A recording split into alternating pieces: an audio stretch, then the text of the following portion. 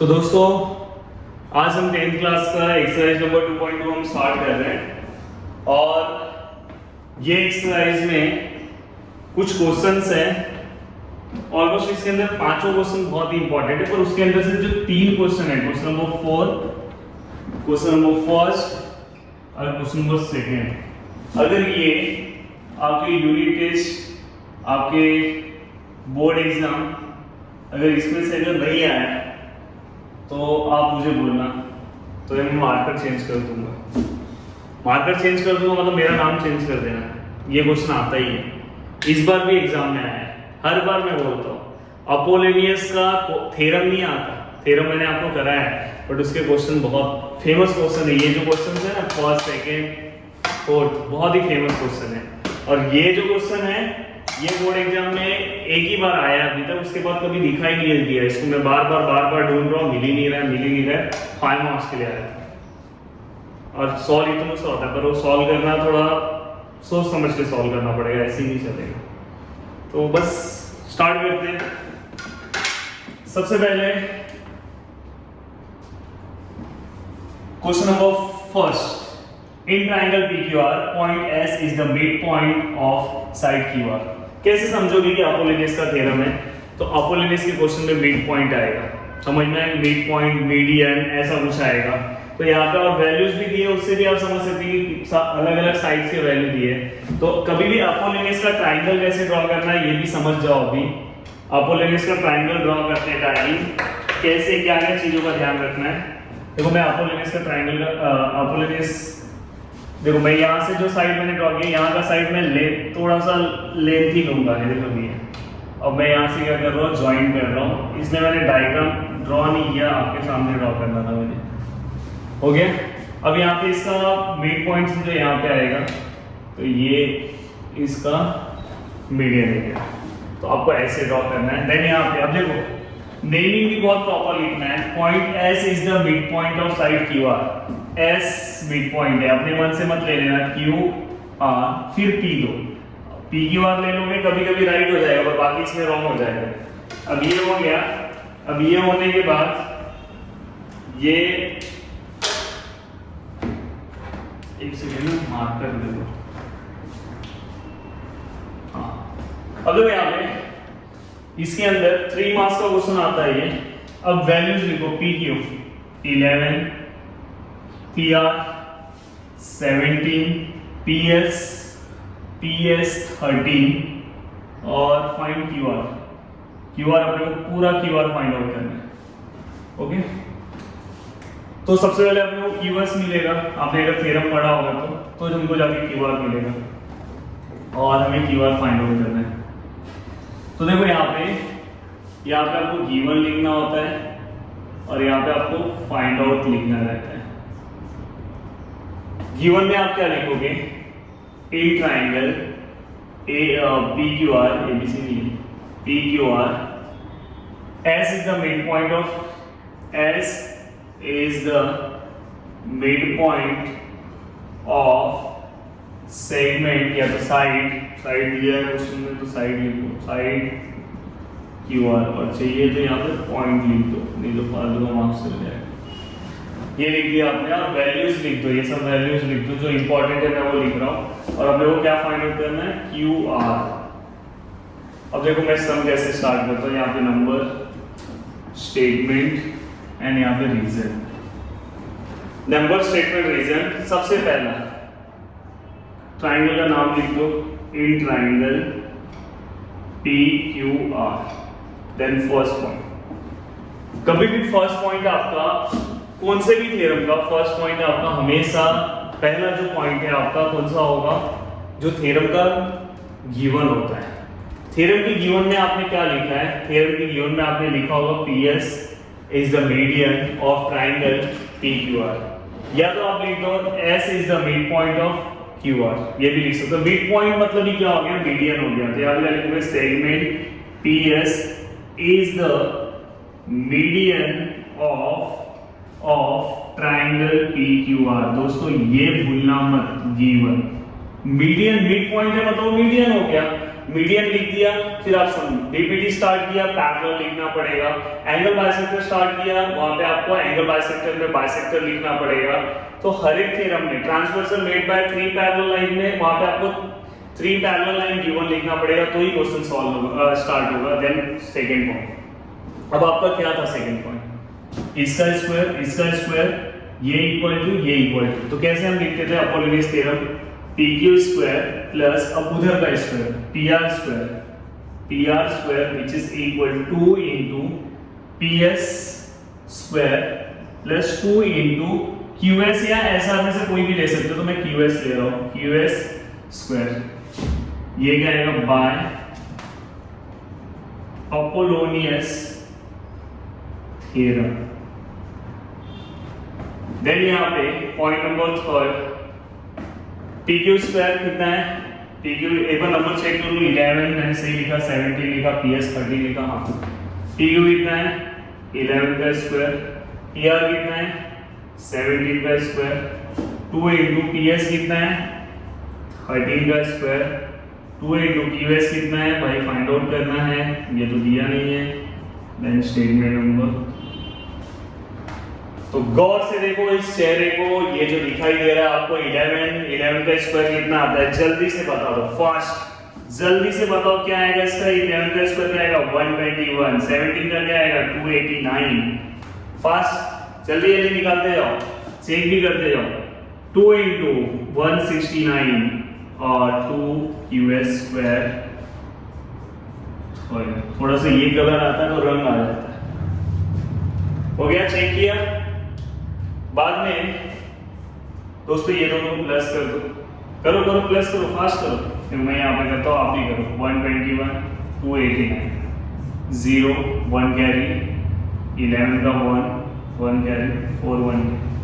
आप में से कोई स्मार्ट होगा और डायरेक्ट सॉल्व करता होगा, डायरेक्ट प्लस नहीं करना है, कभी भी प्लस करके देखो, 169 मल्टीप्लाई बाय 2, जल्दी से करो, 169 मल्टीप्लाई बाय 2, 18 1 कैरी 12 8 13, 2 1 जा 2 3 3 3 8 3 3 8 प्लस 2 QS स्क्वायर, ये 4 पॉइंट। इसके बाद क्या करना है, 4 1 minus 3 3 8 equal to 2 QS square। Then next point, minus करो, चलो 4 10 minus 3 3 8 2, यहाँ पे कितना हो जाएगा 10 minus 3 करेंगे तो 7, और यहाँ पे तो 1 इसको करेंगे 0, 72, चेक कर लो, 72 2 QS स्क्वायर। देन तो बहुत इंपॉर्टेंट क्वेश्चन है, यही से जो जहाँ पे इंपॉर्टेंट बता रहा हूँ वहाँ पे आप बहुत ही अच्छे से करो, कुछ नहीं है, बस वैल्यू लिखो और सम सॉल्व करो। ये भी अब पता भी है कि आपको पहले से ही पता चल गया कि यही क्वेश्चन आने वाला, फिर भी हम प्रैक्टिस नहीं करते। 72 divide by 2 QS square, then finally 36 QS square, then under root of 36 QS, वहां पे लिख देना square root on both side. Then finally जो QS का आंसर है वो कितना आएगा 6, मतलब यहाँ पे 36 किसका है 6 सेंटीमीटर रहेगा सब में, देखो सब में तो भाई कहीं पे सेंटीमीटर नहीं है, तो यहाँ पे क्या आएगा unit of QS, the value of QS is 6 unit. Okay, अपने को क्या चाहिए, अपने को QR चाहिए, क्या चाहिए अपने को QR।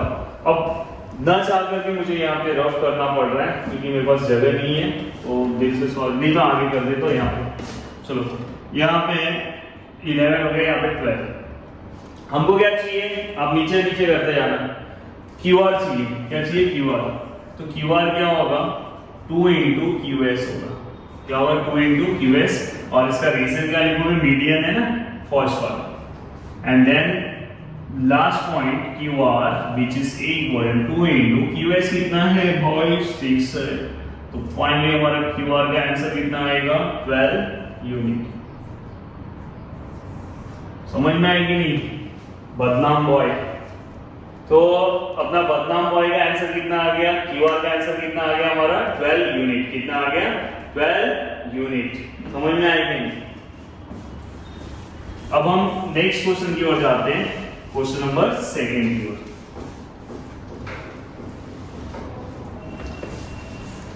क्वेश्चन नंबर 2 भी वैसा ही है, कुछ अलग नहीं रहेगा। सिर्फ डायग्राम यही रखता हूँ, नेमिंग शायद अलग है तो नेमिंग रफ कर देता हूँ। अब देखो कभी कभी किसी में पूरा बोला रहेगा फाइंड आउट करने के लिए, किसी में हाफ बोला रहेगा फाइंड आउट करने के लिए। अब देखो question number 2 in triangle ABC, बहुत ही ये डायग्राम ना बहुत ही प्रॉपर बनाना है, इसमें बहुत लोगों का डायग्राम रॉन्ग होता है। ए बी 10, चलो हम देख लिए। यहाँ पे एसी बीसी कितना है, यहाँ पे थोड़ा मुझे बता दो एक बार, बीसी का वैल्यू कितना है।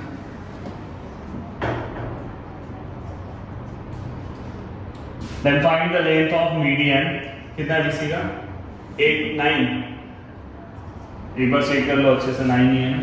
Find the length of the median drawn from point C to the side AB। देखो डायग्राम ड्रॉ करते टाइम आपको मीडियन कौन सा है, यहाँ पे देखो लिखा है, सबसे पहले मीडियन ही ढूंढना है। Find the length of median, अभी हमें मीडियन का लेंथ फाइंड आउट करना है। Drawn from point C, median कहाँ से ड्रॉ हो रहा है? सी वाले पॉइंट से, और C point to the A B, side कौन से साइड में जा रहा है? ए बी में जा रहा है। तो आपको मिल गया ट्राइंगल का नाम। अगर आपने ऊपर से ए बी सी लिखा रहता पूरा रॉन्ग हो जाता डायग्राम। समझ में आएगी नहीं? देखो फिर से बोल रहा हूं, find the length of median drawn from point C, कहां से ड्रॉन करना है? सी से to the side A B. तो दोस्तों यहाँ पे इन ट्राइंगल एबीसी, अब आप यहाँ पे अपने मन से एक पॉइंट ले लो डी, और एसी का एबी का वैल्यू कितना है? एबी इस बार आपको 10 दिया है, पूरा एक ऐसा मत करो, अच्छा नहीं लगता। 10, और हमें एसी कितना दिया है? 7, बीसी कितना दिया है? 9, और बस। अब देखो ये मीडियन फाइंड आउट करना है। अब देखो रही बात घर गृहस्थी की, तो ये और ये में ही गेम चलता है, समझ में आएगी? तो जो खेल चलेगा वो इतने में ही चलता है। तो इसमें से अपने पास क्या नहीं है? ये तो फाइंड आउट करना है भाई, और ये नहीं है, तो ये अपने पास ये पूरा है ना, ये पूरे का आधा रहेगा ना। तो सबसे पहले ये एडी फाइंड आउट कर लो, फिर आपको लेने अप्लाई करना है। पहले ही अप्लाई कर दोगे तो रॉन्ग हो जाएगा, पहले अप्लाई करोगे तो एडी कहां से लेकर आओगे बताओ? तो सबसे पहले वो गिवन आप लिख लेना कि CD is the median of triangle ABC, याद से। Then in triangle ABC, first point segment CD is the median of triangle ABC, given। Then next point क्या आएगा? नेक्स्ट पॉइंट आपका आएगा, हमारा रेड मार्कर ले ले। नेक्स्ट पॉइंट आपका क्या आएगा पता है? अब मीडियन के बाद सबसे पहले आप AD का वैल्यू निकाल लो। AD which is equal to half of AB। जाहिर सी बात है, D is the midpoint of AB, therefore the AD which is half of AB ना, जो AD रहेगा वो उसका हाफ रहेगा AB का, तो AD हाफ है AB का। समझ में आएगी? ये वाला पार्ट पूरे AB का हाफ है, यहाँ पे फर्स्ट आएगा, और इसके बाद AD which is equal to half, value of AB is 10, statement number second। Then next AD which is equal to 5, यहाँ पे रहेगा 5 सेंटीमीटर रहेगा, नो ये यहाँ पे रहेगा यूनिट। ये आपको आदत प्रैक्टिस इसलिए बोला जाता है, ये तुरंत आपको समझना चाहिए मुझे यूनिट लिखना है। बहुत सारे बच्चे नहीं लिखते तो मार्क्स वैसे ही मिलेगा। अब आप अपोलोनियस थ्योरम अप्लाई करो। अब आप अपोलोनियस थ्योरम अप्लाई करोगे तो आप लिखोगे इन ट्राइंगल ABC। अब फिर से ये मत लिखना मीडियन, डायरेक्ट अपोलोनियस अप्लाई करो, रीजन लिख देना। फिर अपोलोनियस अप्लाई करो, AC का स्क्वायर प्लस उस साइड BC का स्क्वायर या तो CD का स्क्वायर इक्वल टू बीच का क्या आएगा? CD का स्क्वायर प्लस AD का स्क्वायर, और यहाँ पे 2 और यहाँ पे भी 2 बाय अपोलोनियस थ्योरम। अब लिख लेना फुल फॉर्म में, इससे पहले वाला लिख के दिया था। देन इसके बाद next step AC, the value of AC कितना आएगा? 7 का square. The value of BC एक बार वैल्यू सब चेक कर लो, 9 का square 2, the value of C D और टू ए डी कितना है भाई 5 का स्क्वायर, जो भी जहां जहां से लिखा है लिख देना। नेक्स्ट है 49 81 2 सी डी स्क्वायर 2 इंटू 25, 2 5 10 का स्क्वायर मत कर देना। देन इसके बाद ये दोनों को प्लस करो फास्ट। 81 प्लस 49 0 1 और 9 9 14 130 2 C D square, C I D देखा है, सी आई डी आया है। एंड यहाँ पे आएगा 50, मैं नंबरिंग नहीं लिख रहा हूँ, रीजन आप लिखना भाई। 130 minus 50 equal to 2 C D square. Then कितनी आई भाई, कितनी आई 80 ना, यहाँ पे जाएगा 50 और हाँ यहाँ पे जाएगा 80 आएगा। देन यहाँ पे जाएगा 2 सी डी स्क्वायर, बहुत अजीब ही आंसर आ रहा है। देन यहाँ पे 80 divide by 2 C D square, देखते हैं क्या होता है। Next 40 C D square. Then यहाँ पे नेक्स्ट है जो भी नंबरिंग होगा, ये यहाँ पे आएगा जो रूट होगा वो आप प्लीज लिख देना, taking square root on both side. और दोस्तों मैंने आपको बताया था इसके पहले वाले क्वेश्चन में, आपको मैंने ये बताया था कि आपको क्या करना है, यहाँ पे जब भी 40 रहेगा तो आपको 4 इंटू समथिंग लिखना रहता है। कभी भी कोई भी नंबर अगर यहाँ पे आता है तो आपको 3 मतलब यहाँ पे आपको 1 तो नहीं देखना रहता है, 4 9 16 25 इसके मल्टीप्लिकेशन में होता है, तो हमने बाय डिस्टेंस फॉर्मूला हमने देखा है, तो यहाँ पे आपको वैसा ही लिखना है। तो दोस्तों यहाँ पे आपको 4 इंटू 10 करना है और सी डी लेकर आना है। देन 4 का वैल्यू क्या होता है, 4 किसका स्क्वायर रूट होता है, जल्दी से बता दो। तो 4 किसका स्क्वायर रूट होता है 2 का, और ये 10 किसी का नहीं, तो यहाँ पे यूनिट सी डी का जो वैल्यू हमारा कितना है 2√10 unit which is equal to C D. तो कुछ भी हो सकता है, आंसर देख के ऐसा लगा था कि आंसर ही अलग आएगा, पर आएगा नहीं आया, तो ऐसा डरो मत, कभी ना कभी जीत तो हो ही जाएगी। तो यहाँ पे अपना पूरा का पूरा क्वेश्चन नंबर 2 भी हो चुका है। अब ये वाला जो क्वेश्चन है ना, ये आप आराम से सॉल्व कर सकते हो, पर करना नहीं है। मैं नेक्स्ट लेक्चर में आपसे मिलूंगा, ये कराऊंगा, साथ में सॉल्व एग्जाम्पल पे आके आपको एक क्वेश्चन बताऊंगा। तो ये आज का लेक्चर यहीं पे रोकता हूँ, क्योंकि ये वाला क्वेश्चन थोड़ा अलग है, तो उसको नए लेक्चर में नए तरीके से देखोगे तो समझेगा। और उसके पहले, इस क्वेश्चन के पहले आपको अपोलिनियस थ्योरम करना है, अपोलिनियस थ्योरम करना है तो ये क्वेश्चन सॉल्व करना है, अदरवाइज मत करना है। तो चलो दोस्तों मिलते हैं इसके बाद वाले लेक्चर में, लेक्चर नंबर मतलब कल मिलेंगे।